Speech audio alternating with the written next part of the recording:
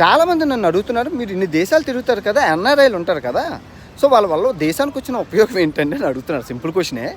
ఇప్పుడు non resident India, ఆయన ఇండియాలో చదువుకొని ఇండియా నుంచి విదేశాలకు వెళ్ళి అక్కడ పనిచేసి ఆ డబ్బుని ఇండియా పంపిస్తున్నారు. సో ఇందులో ఏముంది అంటే ఇండియాలో పనిచేస్తే ఇండియా డబ్బు ఇండియాలో ఖర్చు పెట్టుకుంటే ఇండియాలోనే రొటేషన్ అవుతుంది. ఇటు విదేశాలు వెళ్ళి ఆ విదేశంలో ఉన్న డబ్బుని ఇండియా పంపిస్తున్నారు. ఇండియా పంపించేటప్పుడు ఆ రెమిటెన్స్ ఛార్జెస్ ఏవైతే ఉన్నాయో అది లాభం. ఆ తర్వాత ఆ పెట్టుబడి, ఆ డబ్బు ఏదైతే ఉందో అది ఇండియాలోనే కదా పెట్టుబడుతున్నారు. సో ల్యాండ్స్ కొనడం, ఇల్లులు కొనడం, వస్తువులు, వాహనాలు అవన్నీ కంటారు.